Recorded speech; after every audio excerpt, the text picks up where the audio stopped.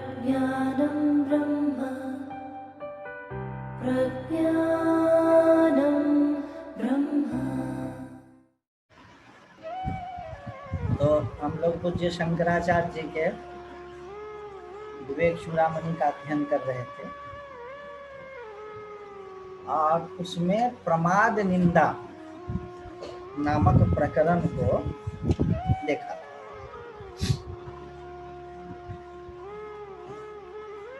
उसका पहला श्लोक 300 से 21 उस पर हम लोग गहन विचार किए थे और उसमें एक चीज हमने देखा था कि जो उच्चतम या उच्च साधकों की जो भूमिका होती है उसमें उनका प्रश्न यह नहीं रहता है कि दुनिया झूठी है यह कैसे पता चले। उनकी जिज्ञासा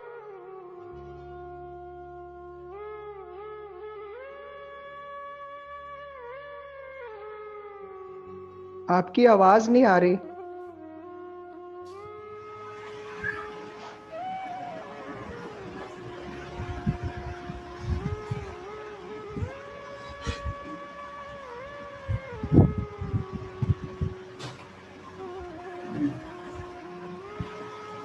ये म्यूट करिए ना दिनेश जी को।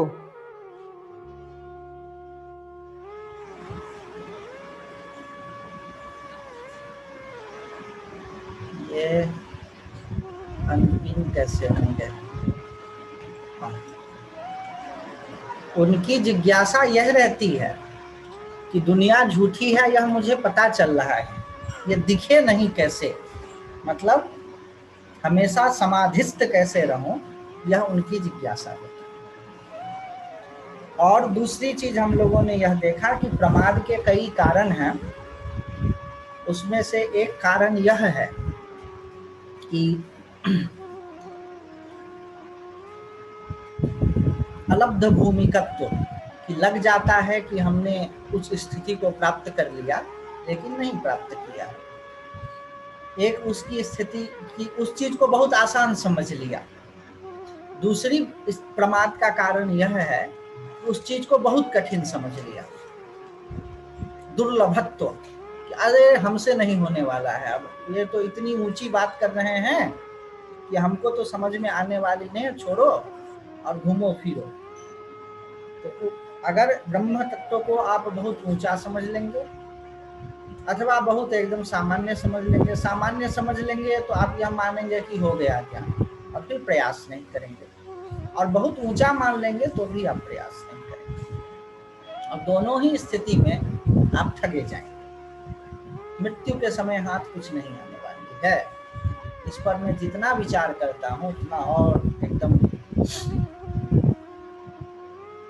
इसीलिए प्रमाद नहीं करना चाहिए। अब उसी की बात में आगे बढ़ाते हैं। 322 प्रमादो ब्रह्मनिष्ठायां न कर्तव्यः कदाचनः प्रमादो मृत्युरित्याह भगवान ब्रह्मणः सुतः। ब्रह्म विचार में कभी प्रमाद नहीं करना चाहिए, क्योंकि ब्रह्मा जी के पुत्र भगवान सनत कुमार जी ने प्रमाद मृत्यु है ऐसा कहा है। अब यहाँ पर प्रमाद का अर्थ इन्होंने किया है असावधानी, वो भी ठीक है, और प्रमाद का अर्थ प्रोक्रेस्टिनेशन, वह भी ठीक है। दोनों अर्थ में कोई दोष नहीं। मद का मतलब होता है नशा, अब प्रमद का मतलब विशिष्ट नशा।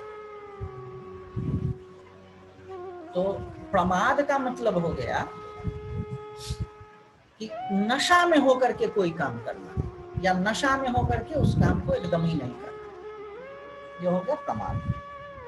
प्रमादो ब्रह्मनिष्ठायां न कर्तव्यः कदाचन प्रमादो मृत्युरित्याह भगवान ब्रह्मणः सुतः।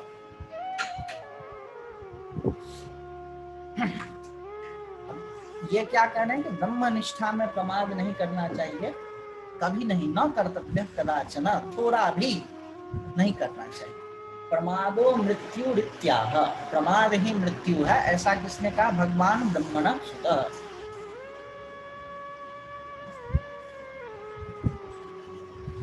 भगवान ब्रह्मण सुतः का क्या मतलब है? सनत कुमार जी।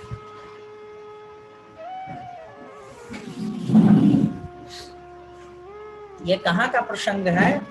ये मुझे लगता है कि सनत सुजातीय एक ग्रंथ है जिस पर शंकराचार्य भगवान ने भाष्य किया है। उसमें सनत कुमार ने उपदेश किया है और उसी में कहा है प्रमादो वही मृत्यु, प्रमाद ही मृत्यु है। उसी का है न प्रमादात अनर्थो अन्य ज्ञानिनः स्वस्वरूपतः ततो मोहस्ततो अहम धीस्ततो बंधस्ततो व्यथा। अब कहे कि प्रमाद से अधिक अनर्थ का कारण कुछ भी नहीं है। ब्रह्मनिष्ठा में प्रमाद से अधिक अनर्थ का कारण कोई दूसरी चीज नहीं है। क्यों? आपके, मैं बार बार शुरू से कहते आ रहा हूं कि यह जीवन और मृत्यु का प्रश्न है। अच्छा, जीवन और मृत्यु का नहीं, जन्म जन्म का प्रश्न है कि कब से क्या कहां आप फंस जाएंगे, कोई ठिकाना नहीं। कुत्ता, बिल्ली, वेल, मगरमच्छ कुछ भी हो सकते हैं। क्यों? अगर ब्रह्म विद्या में प्रमाद किया तो, देर किया तो प्रोक्रेस्टिनेशन भी इसका अर्थ हो सकता है और इसका अर्थ असावधानी भी हो सकती है। जिस तरह से नशा का युक्त व्यक्ति कोई काम को डिले भी कर सकता है और गड़बड़ भी कर सकता है। तो इस दोनों अर्थ में प्रमाद को आप समझ। विचारवान पुरुष के लिए अपने स्वस्वरूपानुसंधान से प्रमाद करने से बढ़कर और कोई अनर्थ नहीं, क्योंकि इसी से मोह होता है और मोह से अहंकार, अहंकार से बंधन तथा बंधन से क्लेश की प्राप्ति होती है। स्पष्ट है। क्रम है। विषयाभिमुखं दृष्ट्वा विद्वांसमपि विस्मृतिः विक्षेपयति धी दोषैर् योषाजारमिवं प्रियः।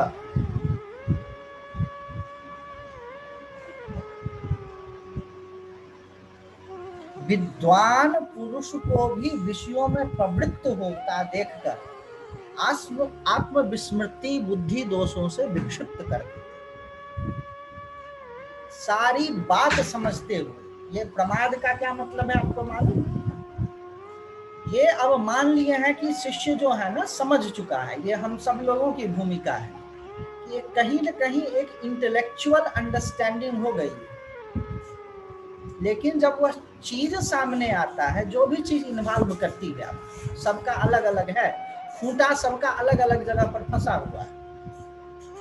किसी को धन का नशा हो सकता है, किसी को जमीन का नशा हो सकता है, किसी को प्रसिद्धि का नशा हो सकता है, किसी को ब्रह्म ज्ञानी है इस त्याग को लगाने का नशा हो सकता है, किसी को बड़े त्यागी हैं, बड़े अच्छा हैं, बड़े महात्मा हैं इस बात का नशा हो सकता है, किसी को पूरी दुनिया को सुधारना है उसका नशा हो सकता है, किसी को जगत गुरु बनना।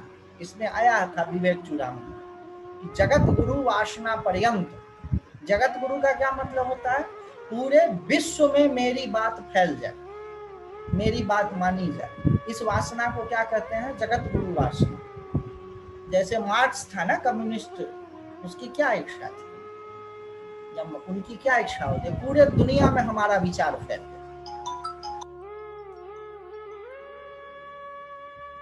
या अन्य कोई भी हो, उस सब की वही इच्छा होती है जो बहुत विचार, एकदम उसको धन की इच्छा नहीं है, जन की इच्छा नहीं है, सुख की इच्छा नहीं है, लेकिन ये चीज पीछा करता है कि पूरे दुनिया में मेरा विचार फैले, है ना? तो यह किसको क्या कहते हैं? शंकराचार्य भगवान ने कहा जगत गुरु की बात। ये जो है ना जगत गुरु वासना पर्यंत जो है, आपको एक मिनट बार इसका त्याग करना और विषयाभिमुखम दृष्ट्वा विद्वांसम अपि विस्मृता विक्षेपयति धीर दोषे। आवाज आदित्य जी कुछ भी समझ नहीं आ रहा, बहुत आवाज कर। अब इसमें उन्होंने एग्जाम्पल जो दिया है, कुछ भी समझ नहीं आ रहा, तो खुद से पढ़ लीजिए एग्जाम्पल क्या दिया है उन्होंने। अब इसमें स्त्री हो चाहे पुरुष हो, कह रहे हैं कि जिस तरह से अपने प्रिय को देख करके आसक्ति हो जाती है ना, बस वही सेंसेशन होता है विषय को देखकर। एकदम सटीक एग्जाम्पल है, इसमें एग्जैगरेशन नहीं है। जिसका खूंटा जहां फंसा हुआ है ना, सब जानता है, सब समझता है, सब करते हुए भी जब वो विषय उपस्थित हो जाता है, जैसे कोई अपना प्रिय व्यक्ति, उसको देख करके कैसा होने लगता है, उसी तरह से विषय जब उपस्थित होता है, जिसका जो भी विषय है, जहां पर जिसका खूंटा फंसा हुआ, वो वैसा ही होने लगता है। अब ये है 325, 326, इसको टिक लगा लीजिए आप। मैं जो 326 है इसको लिख करके रखता हूं, और 325 यथापकृष्टम शैवालम क्षण मात्रम न तिष्ठति अवृणोति तथा माया प्राज्ञम वापि पराङ्मुखः।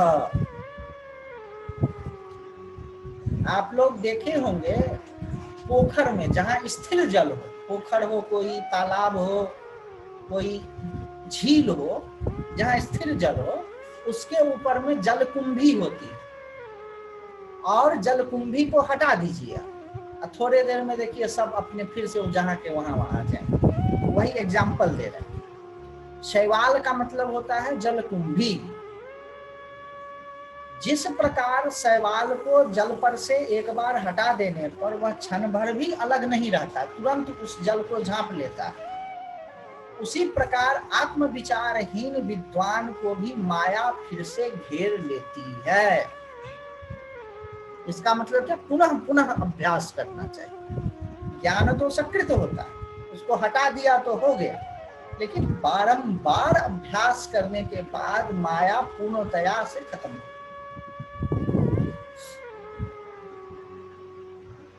इस चीज को मैं अनुभव से जानता हूं। जब ध्यान में बैठते हैं, second 2 second 2 second 3 second 5 second के लिए लगता है कि कुछ नहीं, फिर से सारा चीज शुरू हो जाता है, दुनिया की सत्यता पता चलने लगती, फिर झूठा हो जाता है, फिर उसमें प्रयास भी है, प्रयास न भी है, कुछ करना भी पड़ता है, नहीं भी करना पड़ता है, लेकिन लगे रहना होता है। और आपको एकदम, ये जो एग्जाम्पल है ना, वो एकदम से इस हिसाब से है कि एकदम सटीक एग्जाम्पल है। यथापकृष्टम शैवालम क्षण मात्र न तिष्ठति अवृणोति तथा माया प्राज्ञम वापि पराङ्मुखः। पराङ्मुखम, पर का मतलब होता है दूसरा, पर का मतलब होता है बाहर। बाहर की तरफ मुख, यानी बाहर की तरफ दृष्टि रहेगी, आप समझ लेंगे सब बात, दूसरे को समझा देंगे, अपने लिए दिक्कत हो। जैसे करछी होता है ना, करछी, कलछी, जिसमें वो होता है, उसको क्या कहेंगे, खाना जिससे बनाया जाता है, तरह तरह का व्यंजन बनाता है, दूसरे को भी खिला देता है, उसको चलाता है, बनाता है, लेकिन खुद स्वाद उसका नहीं जानता है, वो स्थिति हो जाएगी। ऐसा हम लोगों को नहीं करना है। इसीलिए विषय से अपने को दूर कर करके बीच बीच में बैठना पड़ता है। लेटिए, अभ्यास कीजिए, एकदम लगेगा कि सारा चीज हट गया, जैसे एकदम सवाल, ये जो है ना, अनुभव का एग्जाम्पल, लगेगा कि जैसे तालाब से ऐसे हटा दिया तो पूरा जल स्वच्छ नीचे का दिखने लगा, फिर से हुआ।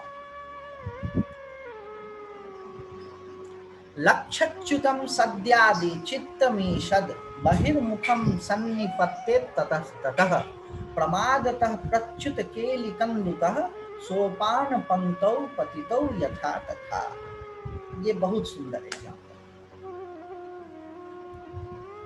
सीढ़ी पर है आप, 5वीं फ्लोर पे, आपके पास में गेंद है और वो हाथ से छूट गई, तो सीढ़ियों पर वो गिरना शुरू होगी,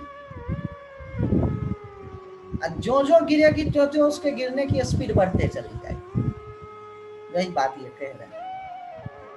उसी तरह से आप अपने लक्ष्य से एक बार च्युत होंगे। लक्ष्य आपका क्या है, अपनी आपकी आइडेंटिटी कैसी बनानी है? या तो जिज्ञासु की, नहीं तो मुमुक्षु। बाकी सारी आइडेंटिटी उसके सहायक है, कंकुरेंट है, लेकिन मैं तो जिज्ञासु हूं या मैं मुमुक्षु।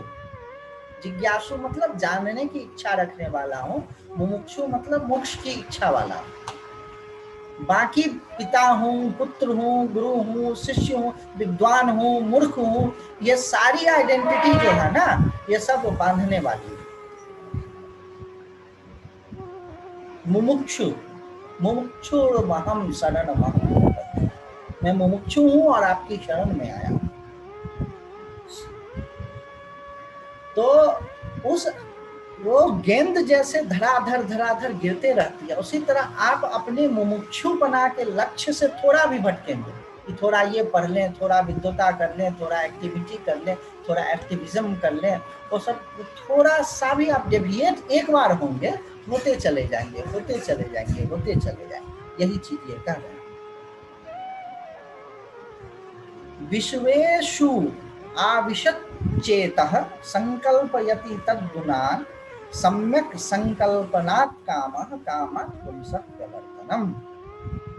अब क्या करें कि विषयों में लगा हुआ चित्त उसके गुणों का चिंतन करता है कि ये हो जाएगा तो अच्छा होगा, ये हो जाएगा तो अच्छा होगा। फिर निरंतर चिंतन करने से उसकी कामना जागृत होती है, इच्छा लगती है कि हो जाए, और कामना से पुरुषों की विषय में प्रवृत्ति हो जाती, फिर प्राप्त करने के लिए चल देता है। ततः स्वरूप विभ्रंशो विभ्रष्टस्तु पतत्यधः पतितस्य विनानाशं पुनरारोह इक्षते संकल्पम वर्जयेत् तस्मात् सर्वान् अर्थस्य कारण। अब विषयों में प्रवृत्ति से मनुष्य आत्म स्वरूप से गिर जाता है, जो उसका सिंहासन है उस सिंहासन से गिर जाता है। इसीलिए ब्रह्म ज्ञान को स्वराज्या प्राप्ति करनी, अपना राज्य को प्राप्त करनी, और नहीं तो कुत्ता बन गया, पशु बन गया, जीव बन गया, बंधन में पड़ा हुआ है, भाग रहा है, दौड़ रहा है, घसीटा जा रहा है। देखिए ना कितनी दयनीय अवस्था हो जाती है आपकी। वही आप जो हम ब्रह्मास्मि का के उस सुख में मस्त हो सकते हैं, उसकी कितनी दयनीय अवस्था हो जाती है। उसका निरंतर अधःपतन होता रहता है तथा पतित पुरुष का नाश के सिवा फिर उत्थान तो प्रायः नहीं देखा जाता है। और गिरने जब लगता है, बड़े बड़े महात्मा, बड़े बड़े योगी जब गिरने लगते हैं तो फिर गिर ही जाते हैं। बोले पतित का फिर से उत्थान नहीं देखा जाता। सब हमको मराठी बताते रहते हैं कैसे कैसे फंसता है, विद्वता में फंस जाता है, आश्रम में फंस जाता है, शिष्य मंडली में फंस जाता है, भक्त मंडली में फंस जाता है। बोले पूर्व जन्म के संस्कार के कारण उसको ऐश्वर्य तो बहुत मिल जाता है, और ईश्वर के ऐश्वर्य से उसका ऐश्वर्य तो बहुत कम है। अरे बड़े महात्मा है तो क्या है, तो 3000 एकड़ में आश्रम है इनका, पूरी सिटी। ठीक, बोले पूर्व जन्म के संस्कार के कारण योग विभूति से तो ऐश्वर्य मिल गया, लेकिन ईश्वर के ऐश्वर्य के सामने में क्या है, बहुत शून्य है। आप ईश्वर से मिलाइए उसका ऐश्वर्य, क्या कुछ भी नहीं है। पूरे अनंत ब्रह्मांड को जो बनाने, जब ऐश्वर्य वाला एक चीज है ही जो दुनिया को चला रही है, तो आप थोड़ा बहुत उसमें उलटफेर करने का सामर्थ्य, किसी को जिंदा कर दिया, किसी को मुर्दा कर दिया, किसी को बच्चा हो गया, किसी को बुढ़ा कर दिया, तो उसमें क्या रखा है? ईश्वर के अनंत ऐश्वर्य से उसकी तुलना कीजिए, कुछ भी नहीं है।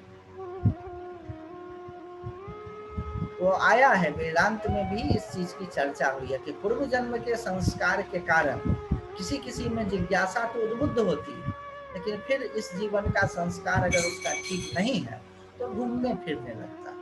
और प्रायः, ऐसा नहीं कह सकते हैं कि अवश्य, लेकिन प्रायः एक बार जब गिरने लगता है तो गिरते ही चला जाता है, गिरते ही चला जाता है, गिरते ही चला जाता है, पता नहीं चलता। अतः प्रमादात् न परो अस्ति मृत्यु अविवेकिनो ब्रह्मविदः समाधौ समाहितः सिद्धिमुपैति सम्यक्।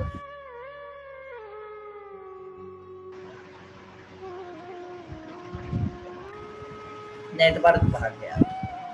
अतः प्रमादात् न परोस्ति मृत्यु अविवेकिनो ब्रह्मविदः समाधौ समाहितः सिद्धिमुपैति सम्यक् समाहितात्मा भव सावधान। इसीलिए विवेकी और ब्रह्मवेत्ता पुरुष के लिए समाधि में प्रमाद करने से बढ़कर और कोई मृत्यु नहीं है। विवेकी का मतलब जो थोड़ा बहुत अंडरस्टैंडिंग अब आ गई, उसके लिए क्या कर्तव्य है? समाधि का अभ्यास करें, बैठे लेटे। देखिए भगवान बुद्ध ज्ञान हो गया ना, जीवन भर उन्होंने ध्यान नहीं छोड़ा, बैठते थे। उनकी जो दिनचर्या है उसमें आती है, 3 बजे रात में उठ करके बैठ जाते थे, फिर चलते चलते ध्यान करते थे, लेटे लेटे ध्यान करते थे, 2 घंटा 3 घंटा सोते थे। उसी बात को ये कह रहे हैं। और भी बड़े बड़े जो महात्मा हुए अपने जीवन में ध्यान को नहीं छोड़ा। यद्यपि ध्यान अलग चीज है, ज्ञान अलग चीज है, लेकिन ध्यान करना चाहिए।